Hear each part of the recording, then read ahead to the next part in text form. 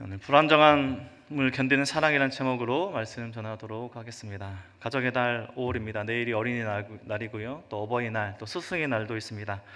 코로나에서 회복해가는 우리 이 시간 속에서 우리 사회의 또 전반적인 부분들이 온전히 회복되길 소망하고, 특별히 우리 성도님들의 가정과 우리 공동체, 우리 모든 또 상황들이 하나님의 사랑으로 온전히 회복되기를 간절히 소망합니다. 요즘 우리가 자주 쓰는 단어, 또 자주 들리는 단어가 있는데 혹시 알고 계신지 모르겠는데요. 금쪽이라는 단어가 있습니다. 자주 들어보셨는지 또 사용해 보셨는지 모르겠는데요. 상담 관련 TV 프로그램에서 이제 먼저 사용되었다라고 생각해 볼 수도 있겠지만, 금쪽 같은 내 새끼, 이런 예전에 드라마들이 또 있었습니다. 어르신들이나 자녀들, 또 어르신들이 또 특별히 또 자녀들이나 손주들을 부를 때 아이고 내 새끼 할 때 앞에다가 금쪽 같은 내 새끼라고 부르는 것에서 제목된 이 드라마 제목이기도 하고, 최근에 프로그램이 나오는 TV 프로그램이기도 합니다. 금쪽이라는 이 단어가 굳이 어린 아이만을 지칭하는 것은 아니고, 또 가정과 또 사람들, 이 사회 속에서 어려움을 또 겪고 있고 주변 사람들을 힘들게 하는 사람들을 사용되는, 또 그 사람들 뜻하는 또 단어로 사용되고 있는 것이 금쪽이라는 단어입니다. 금쪽이라는 단어를 듣고 또 생각나는 성도님들 계십니까? 생각나는 사람이 계십니까? 아니면 혹시 우리가 금쪽이의 모습을 가지고 있는데 나는 절대 금쪽이 아니야 라고 단정짓는 또 우리의 모습은 또 있지 않을까요? TV 프로그램에서 금쪽이는 또 가정에서 부모를 힘들게 하고, 이 부모가 요청을 해서 심리적인 이 상담을 요청해서 전문가가 해결해 가는 모습의 프로그램을 볼 수 있습니다.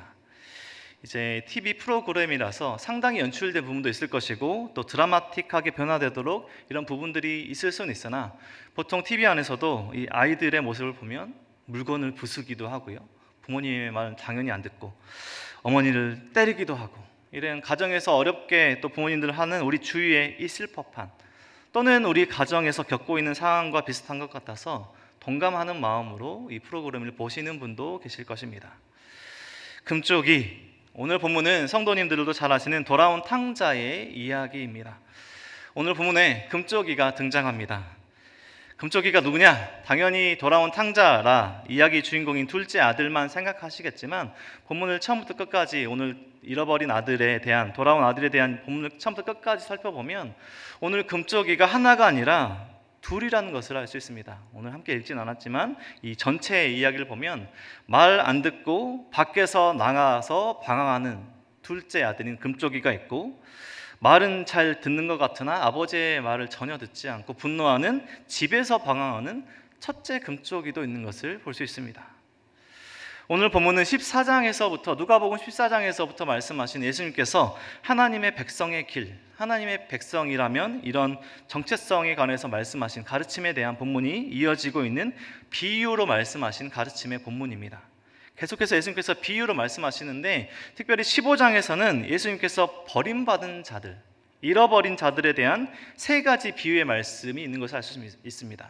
15장에 총 3개의 비유의 말씀이 있는데, 잃어버린 양을 찾은 목자의 비유의 말씀, 그리고 잃어버린 드라크마를 찾은 여인의 비유의 말씀, 그리고 세 번째 말씀이 잃어버린 아들을 찾은 아버지의 비유의 말씀, 이 총 3가지의 비유의 말씀이 15장 안에 있습니다.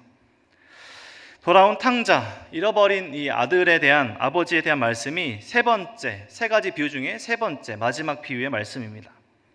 예수님께서 이 땅에서 사역을 하시며 특별히 소외되고 가난하고 병들고 버림받은 사람들을 찾아가시고 회복시키시고 병을 고쳐주셨습니다. 특별히 예수님의 그 시선은 세상의 기득권을 갖고 있는 사람들보다는 소외되고 사람들로부터 죄인 취급받는 사람들의 더 시선을 두시고 그들을 향해 나아가셨던 것이 예수님의 사역의 방향성이었습니다. 예수님의 사역의 목적이 하나님 나라의 백성들의 온전한 회복에 있었기 때문입니다. 스스로 잘 서 있다, 스스로 나는 의사가 필요하지 않다, 나는 하나님을 잘 섬기고 있다 생각하는 이 바리새인들, 서기관들, 제사장들이 멀리하는 죄인 취급받은 사람들, 버림받은 사람들을 예수님께서 찾아가셨고 회복해 하셨던 것입니다. 그리고 지금도 예수님은 성령 하나님을 통해서 지금 이 땅에서 우리와 함께 사역하고 계시고 우리를 새롭게 하시는 그런 사역을 계속해서 하고 계시죠. 15장에서 보면 목자는 99마리, 99마리의 양을 내버려 두고 한 마리의 잃어버린 양을 찾아낼 때까지 찾아서 결국에는 찾아서 돌아옵니다. 이 목자가 찾아오는 이 장면을 그림이나 우리가 그 이미지를 통해서 볼 수 있는데, 다른 양들과 함께 걸을 수 없는 이 양을 이 목자가 어깨에 메고 돌아오는 장면입니다. 목자는 이 병들고 연약해져서 다른 양들과 걸을 수 없는 이 잃어버린 양 한 마리를 어깨에 메고 돌아오는 장면이 오늘 15장의 첫 번째 비유의 말씀입니다. 그리고 그 한 마리 잃어버린 양을 찾음으로 크게 기뻐합니다. 99마리나 있었지만 이 한 마리 양이 돌아왔을 때 크게 기뻐했던 목자의 모습. 그리고 드라크마를 잃어버린 한 여인은 등불을 켜고 부지런히 찾아낼 때까지 찾아가서 그 드라크마를 찾아내고 그 찾음을 통해서 가족들과 또 이웃들과 그 기쁨을 함께합니다. 잃어버린 양, 잃어버린 드라크마, 모두 죄인 한 사람의 회개하는 그 기쁨, 이 하나님의 기쁨을 비유의 말씀으로 예수님께서 가르치고 알려주신 말씀이죠. 그리고 오늘 본문에서 잃어버린 아들을 되찾은 아버지의 비유의 말씀입니다.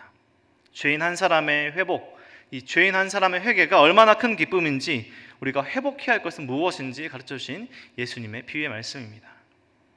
오늘 본문 11절 말씀에서처럼 오늘 본문의 아버지에게는 두 아들이 있습니다. 둘째 금쪽이죠. 둘째 아들은 자신의 분깃, 자신이 생각하는 이 유산을 아버지에 달라고 요청합니다.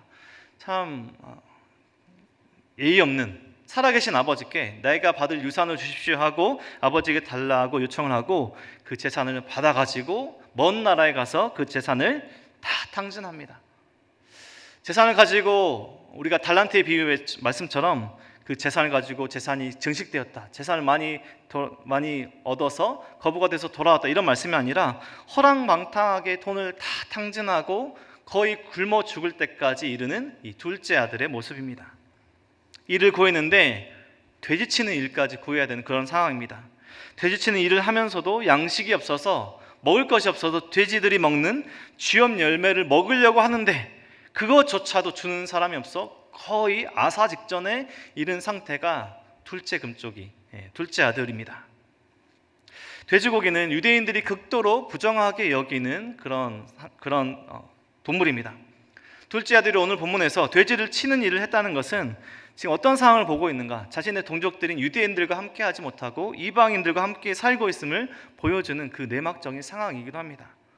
지금도 이스라엘에 가보면 돼지고기를 사려면 이스라엘 사람들이 있는, 유대인들이 있는 곳이 아니라 아랍인이나 외국 사람들이 있는 곳에 가야 돼지고기를 구할 수가 있습니다. 지금도 유대인들은 이 돼지 치는 것을 저주받는 일로 간주할 만큼 여전히 과거에도 지금도 돼지를 부정하게 여기고 있습니다.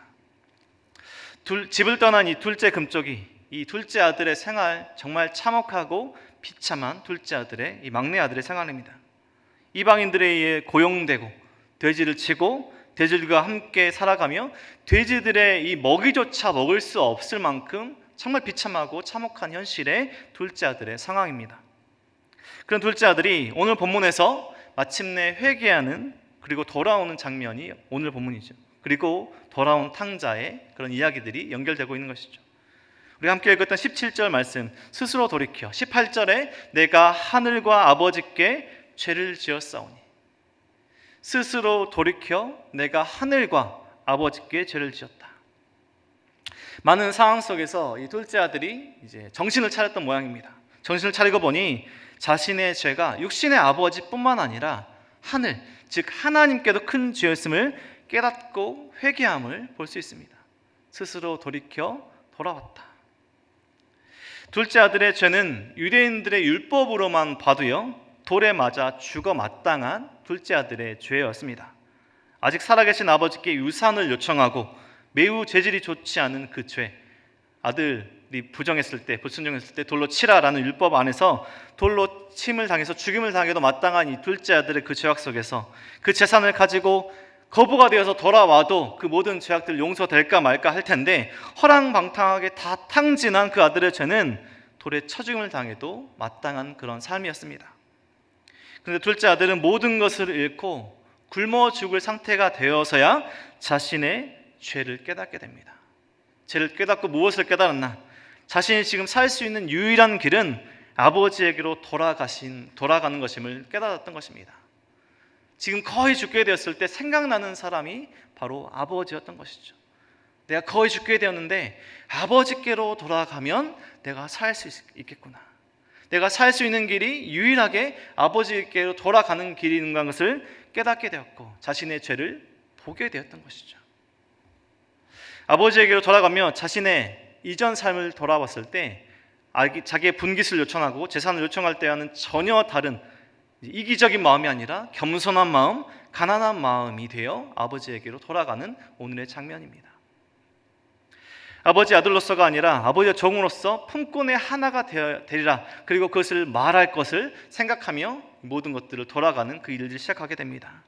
17절에서 19절까지의 그 상황인데요, 17절 말씀 보면 이에 스스로 돌이켜 이르되 내 아버지에게는 양식이 풍족한 품꾼이 얼마나 많은가. 나는 여기서 주려 죽는구나. 내가 일어나 아버지께 가서 이르기를 아버지, 내가 하늘과 아버지께 죄를 지었사오니 지금부터는 아버지 아들의 일컬음을 감당하지 못하겠나이다. 나를 품꾼의 하나로 보소서 하리라 하고, 아버지께 이 말을 전한 게 아니라 이 아들의 마음속에 아버지에게로 돌아가서 아버지께 돌아가면 아버지, 나를 아들로 보지 마시고 나를 종의 하나로, 품꾼의 하나로 봐주세요 라고 말해야지 라고 결단하고 갔던 것이죠.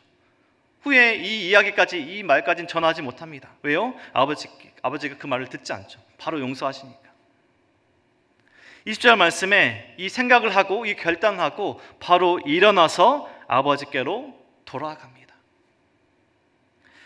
스스로 많은 고통과 비참한 상황 가운데 생각나는 딱 한 사람이 있었던 것이었고 아버지였고 아버지에게로 돌아갑니다.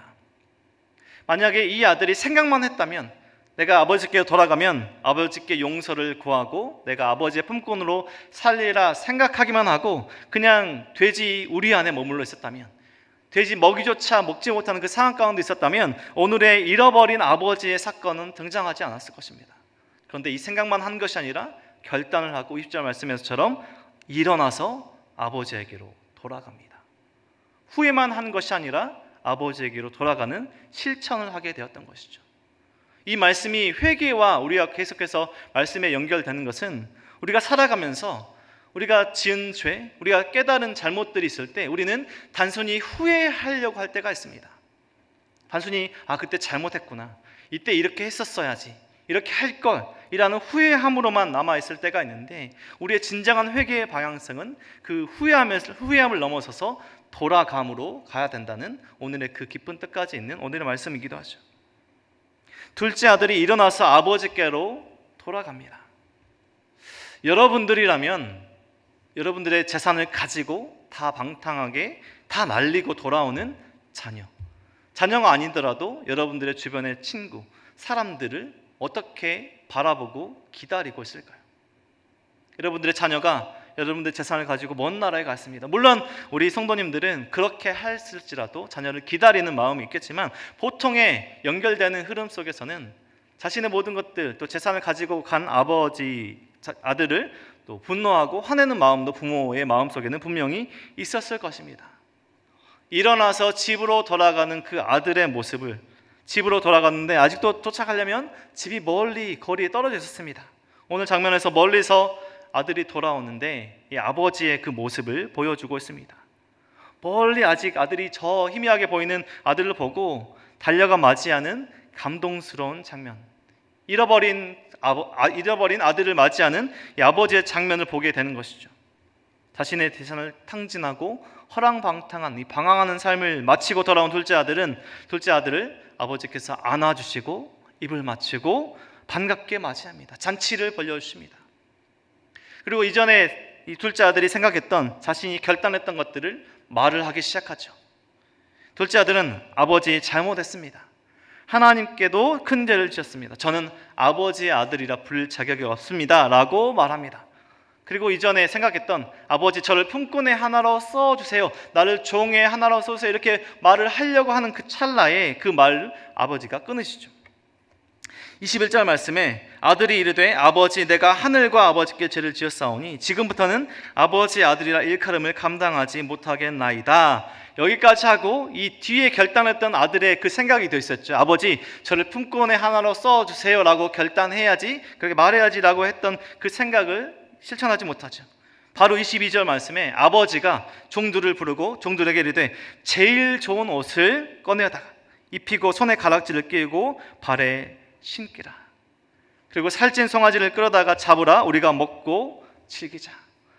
아들이 자신의 모든 생각들과 모든 결단을 다 말하기도 전에 아버지가 용서하시고 종들을 불러다가 잔치를 베푸시는 오늘의 감동스러운 장면입니다. 아들의 살아있음, 돌아온 그 자체에 관해서 아버지가 기뻐하시고 잔치를 벌이는 그 장면으로 나아가는 우리가 잘 아는 돌아온 탕자의 이야기입니다. 둘째 아들을 죽었다 살아났다라고 말하며 크게 기뻐하는 오늘의 모습입니다.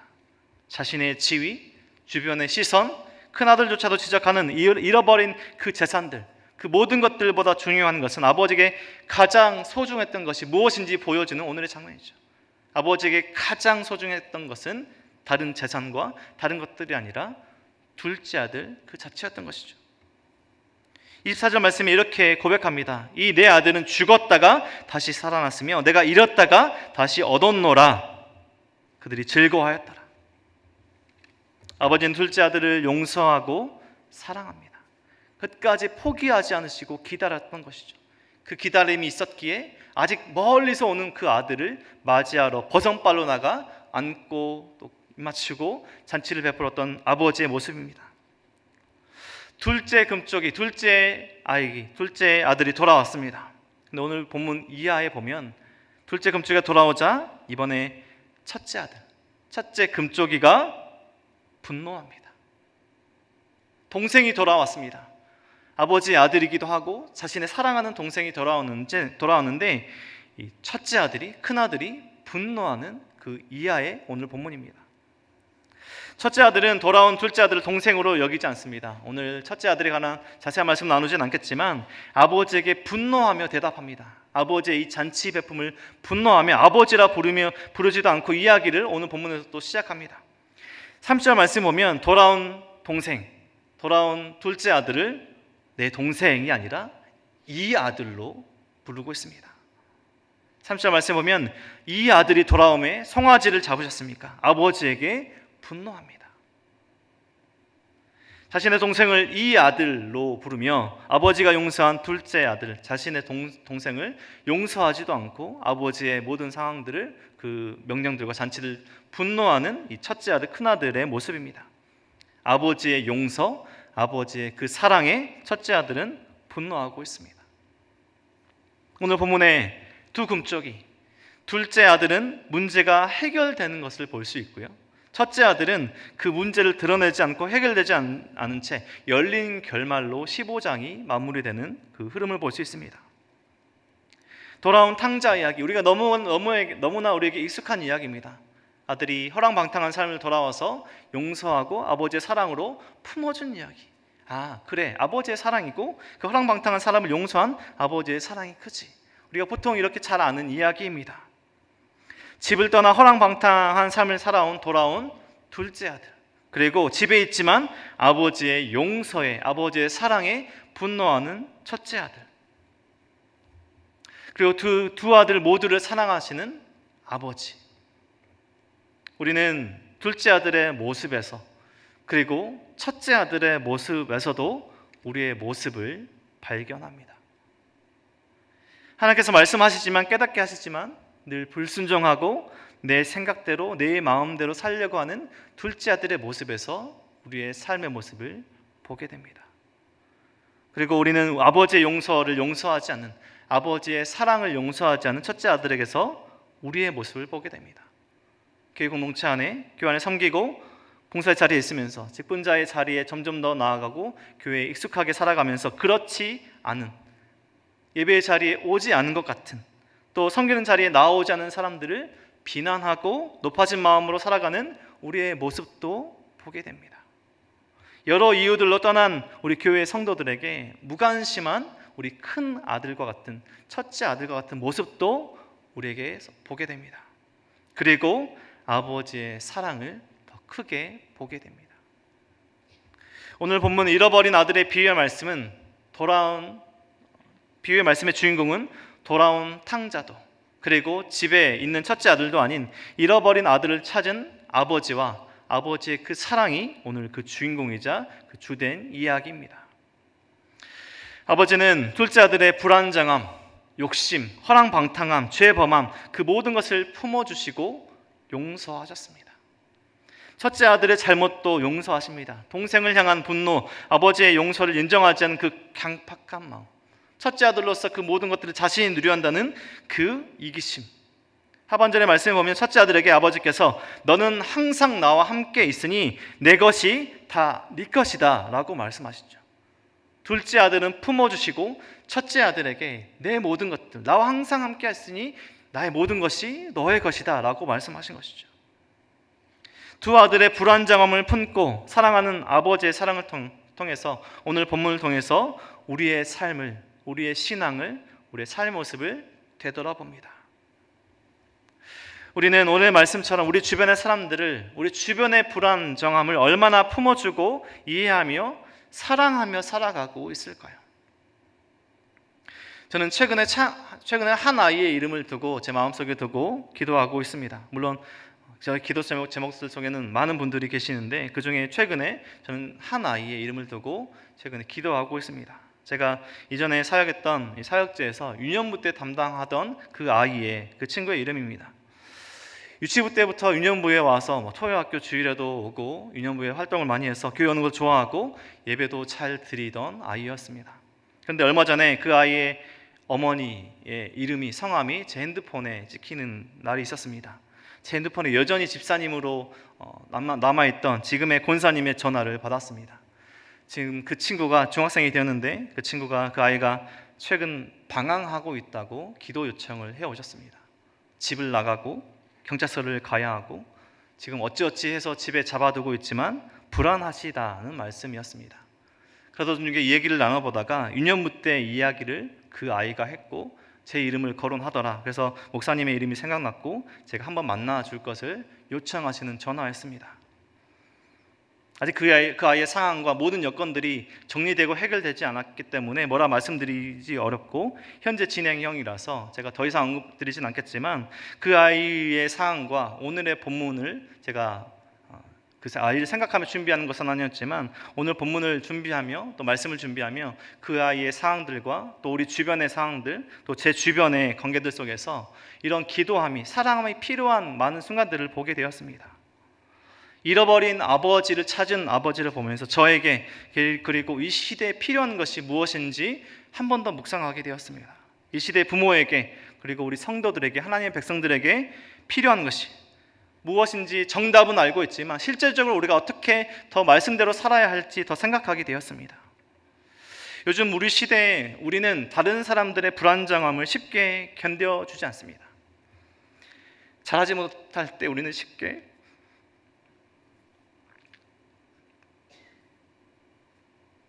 비난합니다.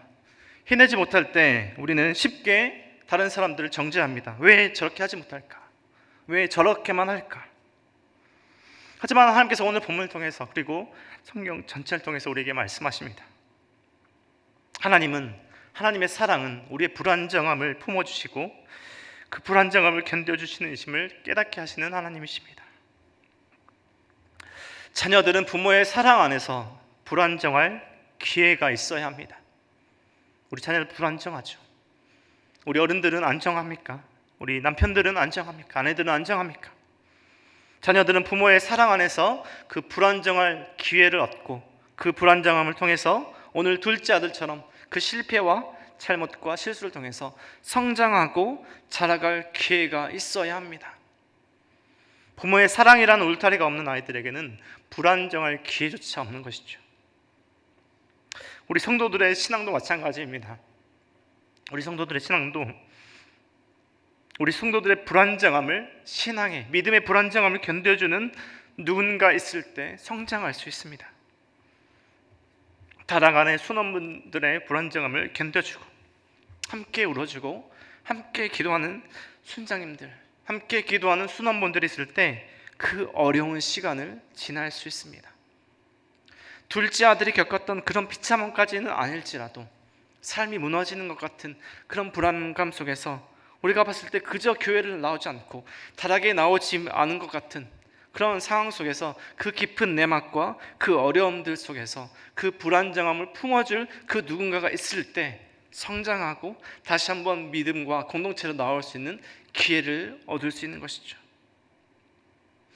불안정함을 견디는 것은 결국 사랑입니다. 자녀들의 불안정함을 견뎌주는 것은 결국 부모의 사랑입니다. 공동체 안의 순원분들의 불안정함을 견뎌주는 것은 우리 순원분들을 위해서 기도하는 순장님의 그 지역장님의 기도와 사랑입니다. 우리 성도를 품어주시는, 우리 한 사람 한 사람을 품어주시는 하나님의 사랑이 우리를 이 자리에 있게 하는 것이죠. 예수님께서 십자가에서 죽으심으로 그 모든 우리의 큰 죄악을 용서하시고 갚아주시고 사랑하셨습니다. 우린 놀라운 사랑을 이미 받은 사람들입니다. 첫째 아들처럼 이미 받은 사랑을 무시한 채, 바라보지 않은 채 우리가 다른 사람들을 쉽게 정죄하고 다른 사람들의 불안정함을 쉽게 이해하지 못하고 비난과 또 질책함으로 나아갈 때 우리는 온전한 가정과 온전한 공동체를 이루어갈 수 없습니다. 한 사람이, 한 가정이, 한 공동체가 온전히 세워지려면, 온전히 회복하려면 그 안에 희생과 사랑과 품어줌이 있어야 하는 것이죠. 불안정함을 견디는 것은 결국 사랑입니다. 하나님께서 우리의 불안정함을 인내하시고 바라보시고 품어주고 계십니다. 우리도 그 사랑으로 다른 사람을, 이웃을, 또 가족들을 바라봐야 할 것입니다. 아이들이 불안정한 것은 당연할 것입니다. 하지만 그 불안정함이 부모의 사랑으로, 온전함으로 회복되어집니다. 우리의 자녀들을, 또 남편과 아내를, 친척과 친구와 이웃을 하나님의 사랑으로 바라보고 품어야 할 것입니다. 오늘 함께 말씀을 나누고 묵상하는 우리 은혜동산교회 성도님들, 하나님께서 우리를 사랑하십니다. 하나님의 사랑을 충분히 묵상하시고 그 사랑을 잊지 마시고 기억하십시오. 그 사랑을 우리가 잊지 않고 살아갈 때 우리가 사랑함으로 다른 사람들의 불안정함을 품어줄 수 있습니다. 사랑함으로 우리 자녀들의 불안정함을 견뎌줄 수 있습니다. 사랑함으로 우리가 세상을 사랑할 수 있습니다. 하나님의 백성이고 또 성도로 살아가는 우리 모든 은혜동산교회 성도님들, 함께 기도하실 때 그 기도 제목 속에서 여러분들의 자녀를, 여러분들의 가족을 불안정함 속에 살아가고 있는 그 누군가를 품으시고 사랑하시고, 그냥 생각만이 아니라 일어나 그 사람들에게 나아가는, 일어나 그 어려움에 겪고 있는 비참한 가운데 사람들에게 나아가는, 정말 하나님의 사랑으로 사랑할 줄 아는 우리 모든 은혜동산교회 성도님 되시길 주님의 이름으로 간절히 축원드립니다. 오늘 말씀을 기억하시며 함께 찬양하도록 하겠습니다.